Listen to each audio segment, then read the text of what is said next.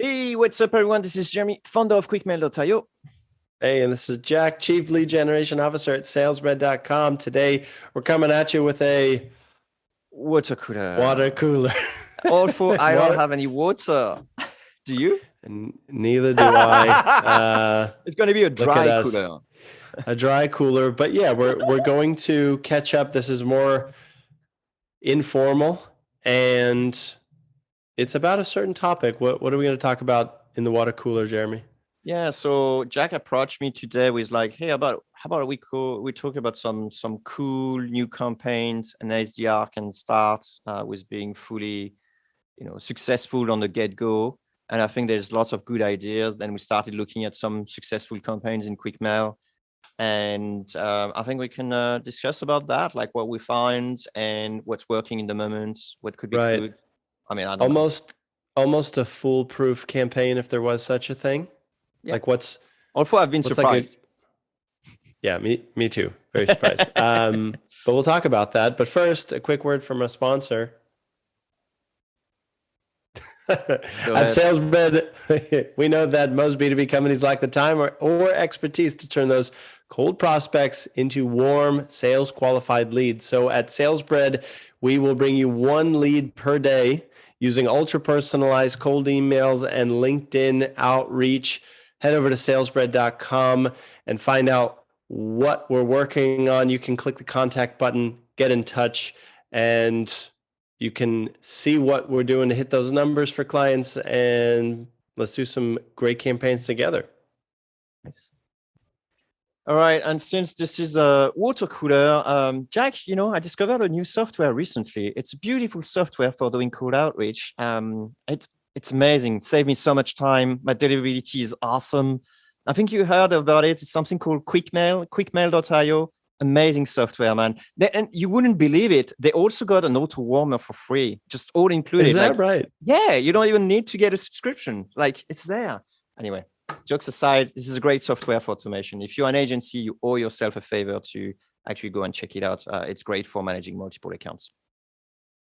Well said. Okay, so let's join the water cooler room here, the break room. And what are you seeing, Jeremy? I got my notes in all. Well, actually, let's talk about podcasts, because we're doing a podcast right now. And I think one of the campaigns that I've seen starting to be pretty successful is actually the campaign that plays hosts or plays people on a podcast. Like, I honestly don't know why it succeeded. Maybe it's because we don't have so many people on our podcast, and we're not craving for who's next to invite on our podcast. Right. But I'm super surprised. It's actually working pretty well, at least in terms of response rate. So let me clarify. These are campaigns that pitch a guest, or that are from a show getting guests? No, pitch a guest, because we all know together that asking someone to come on your show is great. That's easy. Like, hey, that's easy. I got an audience. I want to give it to you. It's brilliant. Right. But what I wasn't quite aware is the opposite is working also pretty well. So that's surprising, but that's a good stuff. Okay, so let's say campaign. This is a water cooler, but I still feel the need to put a directive here. Let's do it. You could take your founder or your CEO and make a campaign that gets them featured on relevant podcasts. Yeah. Any tips here? Because I think you can do this wrong quite easily. Oh, tell me. Well, if you write it incorrectly, to work, but it does work. So okay. So you're saying don't sweat it, because you're seeing a lot of success here, even on the not so great written ones. Okay. Yeah, and I've seen that more and more by different people. So what I'm thinking here is that obviously there is something I didn't realize, which is if people want to do a show every week, maybe they need to have some people on a regular basis, and maybe they don't have a system to get. That's a good point, Jeremy. But I would almost say, and this is just me projecting, so it may be completely wrong, but I would say the podcast is probably going to be run by someone who doesn't do much of his research and stuff like that. Maybe not like it may just be liking to jam, with someone and stuff like that. So it may not be the very researched podcast. Creme de la creme. Yeah, exactly. Potentially, but that's just my, me projecting, most likely. No, but that's a good point. It's like, okay, getting on a podcast is cool, but be choosy because it is an investment of your time. It takes, look, when it's all said and done, at least an hour, probably 2 or 3 between the back and forth, getting the topic right, thinking, doing your for 10 hair listeners. before.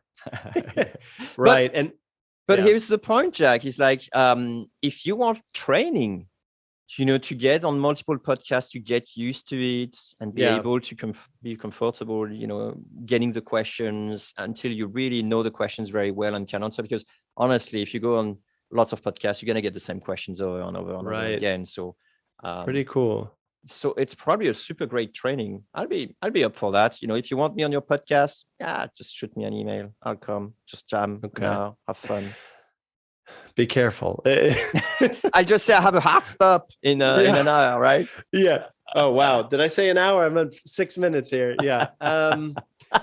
Now, No, it was this hour, Yeah. Now I'm thinking, I mean, there was even a time, Jeremy, where you and I were invited to a podcast. I think we said yes because they Oh yeah, that's true. I were remember. pretty nice about it. They liked the show, and we joined, and the person didn't even have a premium Zoom subscription. So at 45 minutes, it just cut off, and we're like, okay, probably not going to get $1 million sale from that one. But that was fun. Good experience. It was cool. I have good memories. That's true. And okay, yeah, that's a good one. That's a good one. I have another. Changing course here. Are we ready for that? Sure. Shoot. Okay. So interestingly enough, 2 clients have recently told me that before and on some level during teaming up with SalesBread, they recently hired an SDR, and the first campaign that SDR ran was kind of ingenious. They found people that graduated from the same college. So it would just be a filter on SalesNav. Okay, great, went to this school. Okay, great. And then they filtered again by industry. So now they're same school, same industry, but now they were going after like C-level executives. Maybe there was a couple hundred there, but there's a lot of bridges, a lot of commonalities. Yeah. And they found that using that list, it was actually pretty easy to line up meetings. And the ask was, hey, I'm new to the role, new to the industry. We both went to this school. Would love to hear how you guys are dealing with challenge. And that challenge was core to the selling proposition, right? And it worked pretty great. I recommend that to every new SDR, especially if you're fresh out of school, especially if you want some kind of more calls to get comfortable, or you just want some quick inroads with decision makers. I thought that was brilliant. Yeah, especially if part of your hiring process is, graduates from this type of school or whatever, that could actually work pretty well. Right. And ideally, you're in a kind of a bigger industry. So fintech, for example, massive. You could try that and probably not run out of prospects too quickly if you went to a big school. But anyways, I just thought that was easy, but also very effective. I mean, what's the downside? Some of these people that take a call may take it just because they want to help an alumni.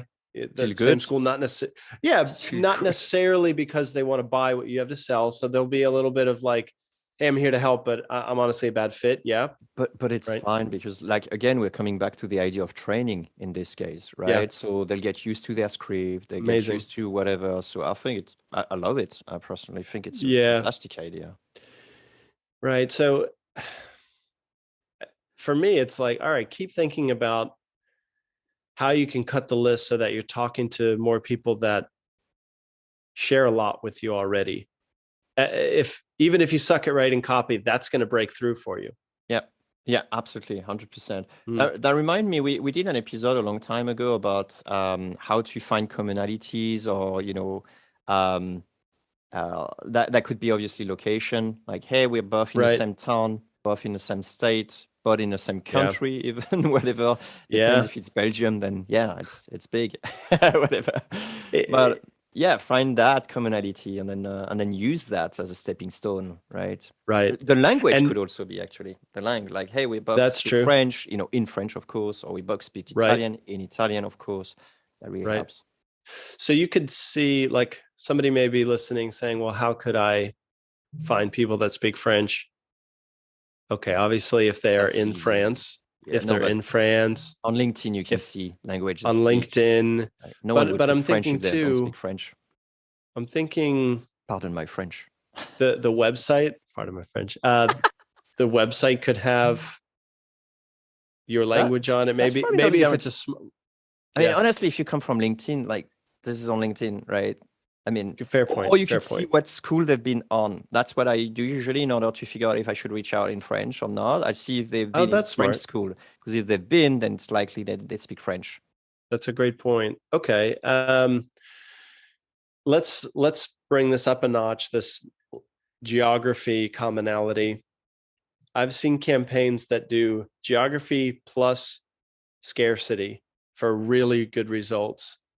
For example, hey, I ran a campaign when we were doing a lot of traveling, and I wanted to meet some founders in Prague, and I made a list of like 120 of the, I don't know, funded, interesting people I was looking to meet. And I basically said, hey, I'll be in Prague these days. You got some availability, would like to discuss X over a Pilsner. And I didn't personalize outside of that. It was just like send and go. And it didn't get 50% reply rate, but it got better than 30. And I was like, No man, one that was comes so to their easy. town, right? So, Shh, shh. Oh, okay, okay. Yeah, no, but you're looking for like low hanging fruit. Like that Yeah, wasn't a lot of work, and it's a good one. it worked well. So I know Dan Martell does that when he goes to different cities. He's like, hey, I'm putting together a dinner with, Well, he's SaaS got the founders. credential, right? He So he that helps. does, but he also does geography and scarcity in that message too. It's also almost famously short. It's like one line. We'll be here doing there with. You could even do the three. Then you could do liking, which is like we're buff, whatever. Then you do geography, Mm-hmm. and then you do scarcity, right? We're talking about influence factors now from Yeah, that's true. Bob Cialdini's book, Influence. And the more factors you add in, the better. Just try and do it in 4 sentences or less. But we're And starting to cook with reciprocity. the I'll buy you a reciprocity. beer. The first beer is on me, Yeah. What else good we also Man, throw? right. That's the only thing you can do better than that is say like, oh, and our friend Jeremy said we should meet up. Then it's like Very impossible to say nice. no to that. That's Now right. you're dealing with, right. It's just too easy. Okay. Well, cool. Well, we've kind of checked out by now 3 campaigns that are hard to say no to. Just something quickly about location and Yeah. scarcity. When you say that, remind me, it used to be very popular. It's not that popular anymore, or maybe it is, but I don't see it that often anymore. It was things Right. like, hey, I'm doing PPC ads, for example, Right. for chiropractor, but I can only do like one per town, that sort of thing. So Yeah. you get that sort of like understanding that, you're not going to create some competition that way. And so that's Yeah. one of those things that And used there's to work. also scarcity Yeah, too, where it's like somebody that's could grab right. your territory. That's right. Yeah, And you've seen otherwise, the I'll call go to with the other actions. guys, which is next door. So I don't know. Um, Yeah, there's a way to do that well, and there's a way to do that that comes across like go now, click here or else, right? Here's my sales page. Right. But along those lines, if you can share what you've done for similar chiropractors That's in right. different territories, those case studies mean something. Yeah, the I idea would that I was absolutely go for that. That's right. I Yeah. was proposing to you, a bit earlier on before we press record, something like, hey, if you want to know more what I've done for Chicago, for example, just reply, interested, and I'll send you like, Yeah. a video about what I've done or like something like that. And then you can stream a Loom video over your results, That's right. which is very nice because then you'll see also when they look at it, how long they look at it, and Right. stuff like that. So Which is also pretty nice because you're not making these Loom videos one by one. You're only making it when people request it. that's right. That's right. Yeah, Plus, you could even be clever and actually only record the sort of like beginning, like, hey, Jack, just wanted to show you over. Let me share my screen. And then boom, this is the recorded video of whatever it is, right? Is that a, yeah, it's I possible. think it's a job title, but is like personalized Loom video service out there yet? I mean, imagine, Jeremy, you create an inbox, Sam at company, and then somebody's on Fiverr or even Upwork saying, you know, I'll press record, I'll do the intro, and I like do the rest of 101 the with audio. different words, you know, with different names like Jack, John, Joe, Bob. I mean, Marcel, is that whatever. a thing yet? Not yet, but I think it's. I mean, see, yeah, it is. I've seen some people doing it, but not, you know, as a service, more internally. It's kind of interesting. Okay, yeah, it's cool. I like it.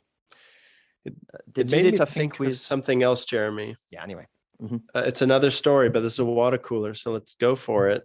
Sure. When I used to be a freelance copywriter, we're going back about 9 years. And I had a lot of fun because when you're a freelance copywriter, it turns out that you get to see the nuts and bolts of every business. A business owner can't pull back anything from a copywriter, even if they're freelance. They need to show you like their clients, that you talk about money, you know, like, you know, everything about this company before you're done with a copywriting project. So it's also kind of fun because you see companies at different stages. You get like, you know, the scrappy startups or the polished Fortune 500. They show you stuff. And a lot of times they're showing you what didn't work, which is why they're bringing you in, right? And one of the things I learned was a couple times a client would tell me, hey, Jack, we put together this mailer.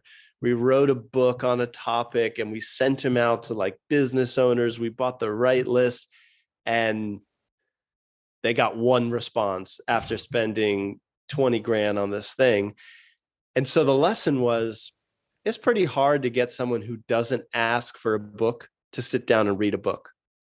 But when they flipped it around and we wrote them like a little postcard, way cheaper, and we just said, hey, do you want this book? I can send it to you. It's like $7 or something. Just cover postage. I'll get it to you.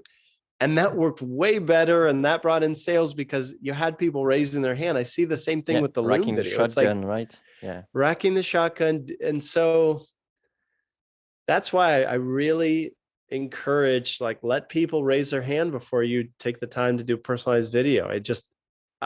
I think it's part of commitment and consistency. If you request something, you're going to watch it. You're going to think about it because you just committed to the person that, yes, you want to see it. There's something powerful there going on. Yeah, I agree with that. I like it. Yeah, plus you can spend more time to do really nice personalization. And you probably got a little bit of dopamine as well. Someone said yes, and so you want to spend more time with that person. So I think it's all good. It's honestly, it's a nice strategy. Well, let's take a quick pause, Jeremy. I want to tell people about course.quickmail.io. Oh yeah, this is a water cooler chat, but if you want hardcore, if you want Jeremy's like, all right, let me hear you pitch it. If you want hardcore cold email, how-tos, you go to the course, right? And this is ideal if you've got a new SDR or someone that's not you doing outreach. You could just give them this course and they're going to do what well-paid agencies would have done, but for a lot cheaper. And the course comes with a money-back guarantee. So you're either going to say, dang, this was a good investment, or you don't spend a dime. It's pretty cool. And it's at course.quickmail.io. All right. I hear you, brother. Sounds good. I hear you. Yeah, nice. Okay. So what was the website already? Yeah, that's course.quickmail.io. Back to you, Jeremy. Yeah. So we've got a couple more approaches, I guess we could hash out together. Yeah. I mean, the whole thing, like so far we've been talking about the idea of tribe, I think, right? It's like you're in my tribe versus, you know, I'm sure when there is aliens coming up to Earth, it'll be like, hey, you're also human. Let's do whatever. And then, you know, it'll be like the tribe.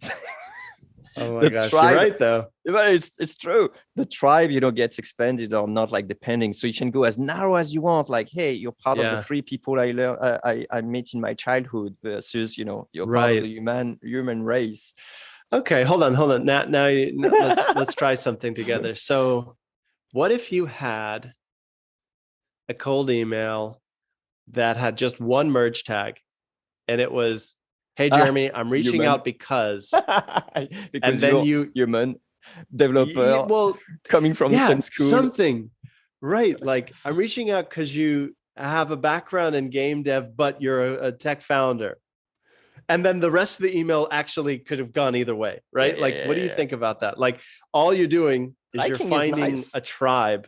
Yeah. I like liking. The funny thing is we've been away from liking for a lot of time because my favorite one is reciprocity and your favorite No, one was what was it? no. I'm not Authority saying or liking. I'm not saying liking. I'm saying, like, let's say I have nothing to do with the tech industry, and I right. just mentioned, "Hey, I'm reaching out because you have a background in game dev and I you're see what running you mean. quick mail," Yeah. and the rest of it doesn't even match. Would that still Got it. work? It could. I guess it will. I think it will sound funny to me, right? If Okay. people are I saying hope like, so. "Hey, I'm reaching you because you're a tech dev," and it has absolutely nothing to do with being a tech dev. So I think it look odd, but maybe because I'm a tech, I'm a tech guy and I'm logical. So Right. I like Okay, to that's think I fine. am. I Maybe want to work explore with, this a I don't little bit. know, business dev people or whatever, but It's because like, you're doing a okay, business email. So okay, what about this? So it's I like remember, Jack, you've seen that on LinkedIn, right? People reaching out to you is like, "Hey, you're part of my network. Let me click on, let's." It's like, right, no, which is okay, ignore this person. but let's try something because it's kind of funny because maybe there's something here. A couple months ago, Jeremy, I think you posted like you ran a marathon a day or something like that on A LinkedIn, right? day. Like Well, yeah, I a think it week or was something. 50 marathon in a year because I was There you go. running every day. Yeah. Okay, so what if it was as simple as like, "Hey, I'm reaching out because I saw you ran 50 marathons in a year. Let's talk about this and that." Like, Let's talk is about that, marketing. It's like, is it very weird? Like, can you pretend you're a tribe, or would it just be like, yeah, then it's probably better to just give a kudos on that instead of saying I that's agree. why, I right? agree. What I I was agree. trying to do is create tribes for every single person, no matter where they came from, I see. you know? I think the PS would be more appropriate for those things because otherwise nowadays it's just like if people reach out to Right. me because they find inspiring running 50 marathons a year, be like, all right. Like for me, they Right. wouldn't. But if at a PS, I say, by the way, kudos or impressed by doing 50 marathons a Mm-hmm. year. That's impressive. I'm Yeah. only doing one or whatever. Like they'd be Yeah. like, Yeah. cool, that's genuine. Mm-hmm. Mm-hmm. Mm. So I guess there's too much forced personalization up front where it will be much more effective in the back, because honestly, let's be honest, like actually there's a funny thing. One of my friends, I recommended him he say, I'm really good with audio. It's really annoying. I need a personal, a PA, to help me taking notes and stuff. I say, well, why don't you get someone where you just send them memos audio memos, and then Yep. they turn it into, things or whatever and so on and say, oh man, that looks great and so on. And so, Nice. and at some point he sent her a memo saying like, hey, please thanks Jeremy for whatever stuff, for hiring you, or for mentioning that I should hire, a person like that. And so he mentioned that to me. And I say, I didn't receive this email. I never received it. And then I looked in my cool email swap file folder and I found it. And I'm like, No okay, kidding. maybe a wrong categorization here. But the point I'm trying to make is when I'm looking at an email, I look very quickly into the intro. I see if it's fake or not. And then the end. Like, Mm-hmm. and I can guarantee you that if the intro is like personalized and then the end says, can we get 15 minutes? Cold email automatically. Right. Right. And so there are shortcuts that I'm forced to sort of like to use in order to qualify. I don't want to read the whole emails because I know most of them are automated. Right. And so if you put it as a PS, that breaks my pattern straight away because I will read your PS. Right? It's usually the PS is not like 6-10 lines or whatever. So I will read your PS. And I'd be surprised if people don't read PS unless you have like your absolute terrible intro, even if the PS is like something that usually breaks from the email. So you read it as well. It's like a second thread of something. I think psychologically speaking, it's pretty strong. Yeah. So I hung up on a cold caller yesterday because they said, "Hi, my name is boom." If I know you, you don't say my name is. You say it's John, it's Sue, That's whatever. right. So I'm laughing because I'm like, well, maybe Oh, poor there's person. My name, no, whatever. He called my name, during dinner. I'm my name is. making homemade pasta. I'm not too late. Sorry, I didn't even catch you for it. Whatever. My point is, there's probably a filter that you could write. It's like a cold email check. It's like if email sender has never Ask been for seen before, meeting, has a link to and Calendly. yeah, link to Calendly and I'm name, then it's probably safe to label it as cold email. But it makes me wonder, is our job to disrupt that and be totally, GPT-3 cold almost email detection I mean, pattern. yeah, you probably Is could. You this a probably cold could email? figure it Yes, out. no. Yeah. 90% chance, Jack. This is a cold email. It's like if the last question mark says interested or the subject line has quick Could we question, talk? Yeah, funny. Yeah. So yeah, do you think we need to break the mold every time? Or I mean, I know the answer is no, because when we review some No, it like doesn't heavy have hitting to. campaigns, they're kind of right in the middle of every template we've reviewed here. That's right. That's right. And it just comes down to right list, right message, and specifically like, can you build some bridges, find some commonalities with the list, and then hopefully you're selling something very interesting, or you're a podcast guest that can uh, delight the audience. Um, you're an alumni trying to get more footing in the industry from others, and you're kind of taking the shortcuts almost, right? Yeah, I remember one of the very good campaign. Actually, it has location and scarcity, and it was about providing a technology for 3D Oh pictures at yeah, the time where that's Google right. Maps was starting to introduce shop pictures, Right. like inside a Pretty shop. cool. And so it was pretty cool to, it's like there's pretty much no competition. It's very local because people has to move with the camera and the 3D camera and stuff like Yeah. that. So works fantastically well. So yeah, I think, right people, right audience, right problem, right solution type of thing. Had no personalization. Didn't need to. Didn't need to. Yeah, Right. didn't need to. You got any others here? I think we've covered some good ground for a water cooler.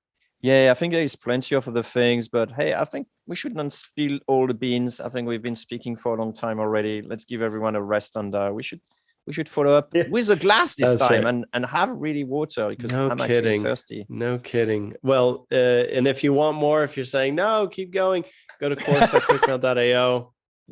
Yeah, there's three Run. people saying that. Yeah. That's And no, right. you won't be disappointed. You're going to be impressed, and take it for a test drive for a lot more on cold email outreach.